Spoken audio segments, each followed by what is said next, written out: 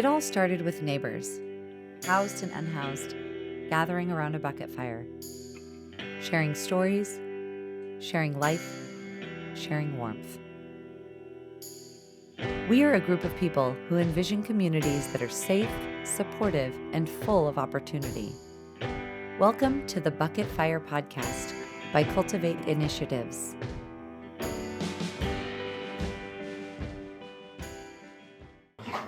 Greetings, friends, neighbors. Welcome to the Bucket Fire Podcast. We have Michael Cora with us this afternoon. How are you, Michael? Doing good. Awesome. Thanks for having me. Yes. Michael, you are the owner, founder of Montavilla Brew Works. You're from Michigan? Originally, yeah, from the Detroit area of Michigan, yeah. What spurred the move from Michigan to Portland? New life, new opportunities. My wife had family here, and I wanted to get into the beer business. Was that not something you done in Michigan? A little bit, but I was mostly pursuing a music career. Okay. Yeah. What'd you start doing once you all got to Portland? When we got here, Melissa transferred and had a job already. I was looking for a while because it was not as easy to transfer into a musician lifestyle here. It's a much smaller city compared to Detroit, and it was a lot harder for me to make a living that way. So I ended up working for a winery for several months, and they helped me get a job at a local brewery, Bridgeport Brewing, which has since closed. And I worked there for about 7 years, driving trucks and doing distribution and working around a lot of beer. So, and that was kind of that introduction to beer. Yeah. And in Portland, yeah. In Portland. Yeah. And had wanted to start a business? Was that the dream? Was this just a job?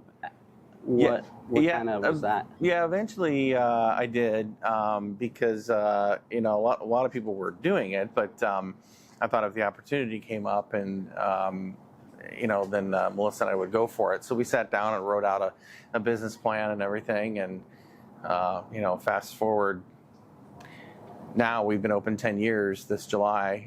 So it took a lot of planning and everything, and we basically converted an old 1922 auto garage into a tap room and a patio beer garden, and so we're still doing it, and but that was not the idea originally. I just wanted to brew. I just wanted to get into brewing, but being a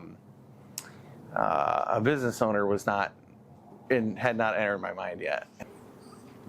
Being a business owner in Portland, there's a lot of noise out there. Like, from what you are able to, how do you feel like it is to operate a business in Portland in this time? And it's been challenging. In a word, but you just have to get up and keep going, and I kind of jokingly say to friends of mine, like, what else am I going to do? But, being a small business on the positive side, gives us the opportunity to be kind of nimble and flexible. There's only 6 of us that are there that work for the brewery, and that's kind of an advantage. So we can actually pursue our own destiny and get things done, and there's not a lot of red tape and other than what we're obliged to, because we're doing business in the city. But we run things pretty well, and I have a great, awesome crew, and everybody's dedicated and they're into it, in good times and bad, and I'm really lucky. So I can't complain. Yeah. I think I'd like to talk about kind of the culture and environment that you've set at Montavilla Brew Works, because I think it's a rarity, and from the interior environment of there's not a bunch of TVs and there's, I think intentionality in how you've even set up your space. But then also, I think the culture of being a place that allows people to build relationships and be in community with each other is really at the heart of kind of, to me, what I see Montavilla Brew Works is. And so could you speak to that at all? Yeah, I mean, we didn't want to open a bar. We wanted certainly to open a brewery, and breweries are ways of bringing, community together and bringing people together. In Portland, I think it's a kind of a popular thing to do. But we really, it kind of happened, not to be cliche, but it just sort of created itself, and we just started attracting these people that liked the vibe, and then they created it and they became the vibe, and then, just years later, it attracts more people, and there's people that go there for certain reasons, there are no TVs on the wall. There isn't like super loud music or, anything like that, or video poker or something like that, or hard alcohol. There's trade-offs, just not having a kitchen, is kind of, is one of those things that may set us back, but at the same time, it's a choose your own adventure for people with food. We feel that if we just stick to beer and what we know, we can be really, really good at that instead of kind of okay at a lot of different things. There aren't many places that will foster relationships with people that might not normally interact.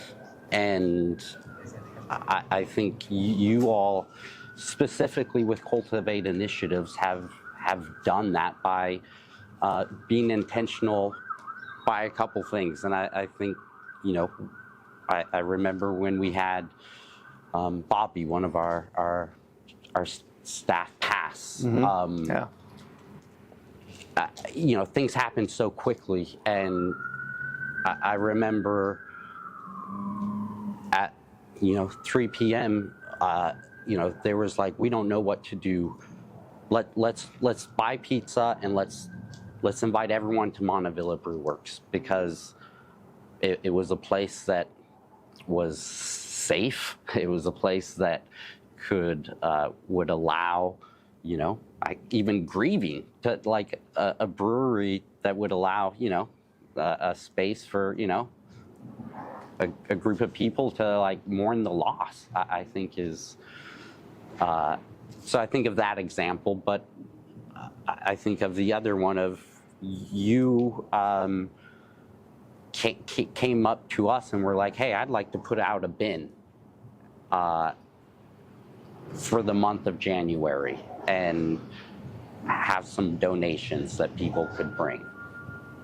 But then that donation bin has stayed. Could you talk about that and just kind of your intentionality there? Yeah, we started a donation box for warm clothing for winter, and then it expanded into like food items. And then when I figured out how big the organization was, and different facets of what you do here, then it was like, well, they're doing this year round, not just one season out of the year. And summer can be equally brutal for people, even more so maybe. So it was like, let's just keep this going year round. And I asked you and the others about just keeping a donation drop off going year round, and people have been great.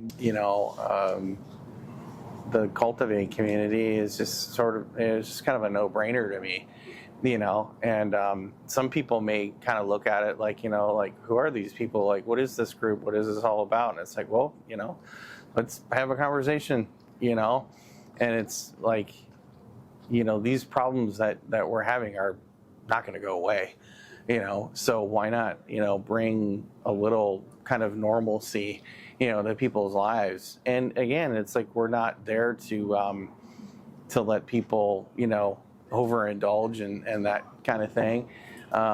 It's really to just bring people together in the ways that, they feel comfortable.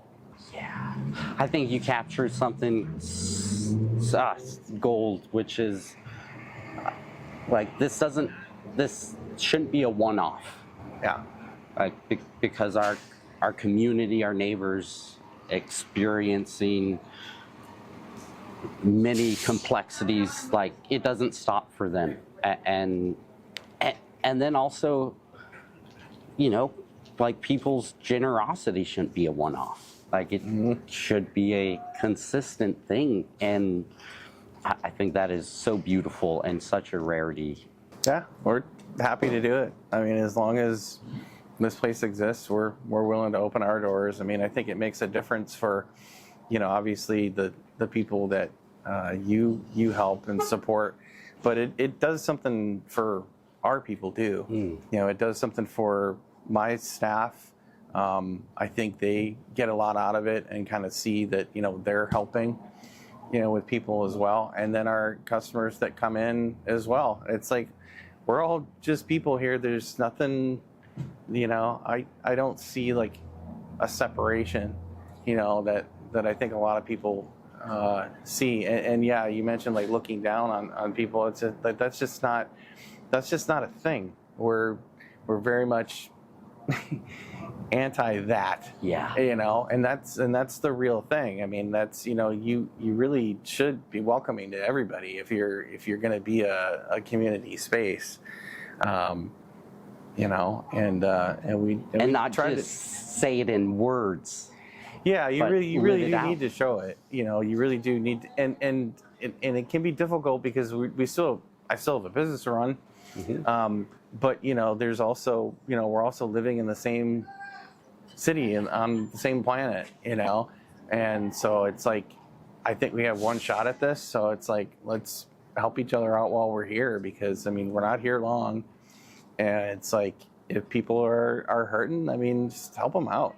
It's like, and it's, I understand there's a lot of judgment out there, and there's a lot of static out there that people get skewed by. But you gotta think with this. That's so beautiful. Where can we find Montavilla Brew Works, Michael? Yeah, so we're a small southeast Portland brewery. We're at Southeast 78th and Stark, right next to Mr. Plywood there, one icon, and then across the street is Flying Pie, another icon over there. So we're right on the corner there. We're a 21 and up establishment. You're welcome to bring in any food you want. Pets are always allowed on the patio outside, which there's usually a lot.